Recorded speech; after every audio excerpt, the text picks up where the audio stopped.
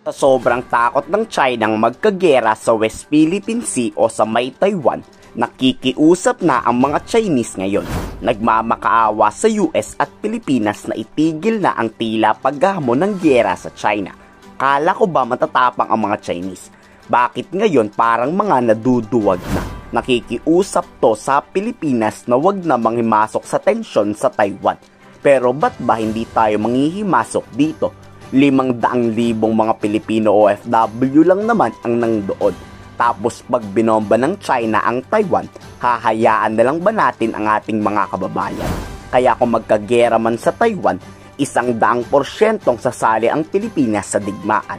Si mismong Pangulong Marcos na mismo ang nag-anunsyo nito dahil ito sa patindi-tinding tensyon sa Taiwan ngayon. The US has not proposed any kind of action for the Philippines in terms of taking part in the defense of Taiwan. Across the Taiwan Straits seem to be continuing to increase. Then the safety of our Filipino nationals in Taiwan becomes of primordial importance. And so that these EDCA sites will also prove to be useful for us should that terrible occurrence come about. Nagmamakaawa rin ang China sa US na itigil na ang pagpapadala ng mga armas at sasakyang pandigma malapit sa Taiwan. Pero dapat bang maniwala dito ang Estados Unidos? Sobrang napakasinungaling kaya ng mga Chino. Tapos pag inatras ng US ang kanilang mga warships sa Taiwan o sa West Philippine Sea, doon susugod at aatake ang China para hindi agad magresponde ang US. Tama naman, 'di ba?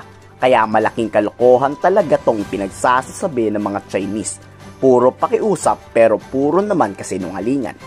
在违背不支持台独的政治承诺，屡屡打台湾牌，干涉中国内政，甚至发出驻台以武拒统的错误信号。美方这些恶劣行径严重损害中国国家主权安全，严重威胁台海和平稳定，给中美两国两军关系带来重大战略风险。向台独分裂势力发出严重错误信号，中方对此表示，美方停止售台武器和美台军事联系，不要在台湾问题上一错再错。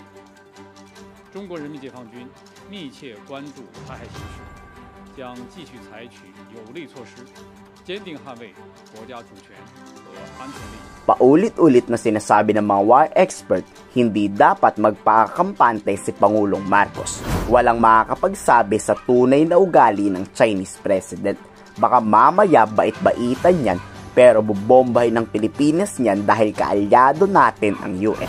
Sa kahit saang banda daw ay madadamay at madadamay daw talaga ang Pilipinas. National security, we don't want any instabilities in the Taiwan Strait because that would have great impact on Philippine security. We are hosting American military facilities, and if the United States decides to use these military facilities to act in any military contingencies in Taiwan, then surely the Philippines will be a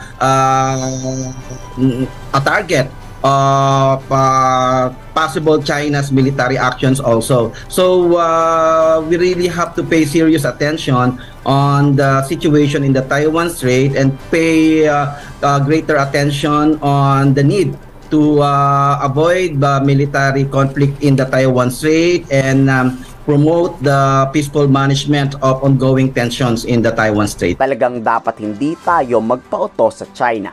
Tama nga ang sinasabi ng mga war analysts. Ilalayo tayo ng China sa US para pag inatake tayo ng China, walang dedepensa sa ating bansa pag nagkagera. E di bye-bye na Pilipinas. Kayo sa tingin nyo, ikomento sa baba ang inyong saloobin.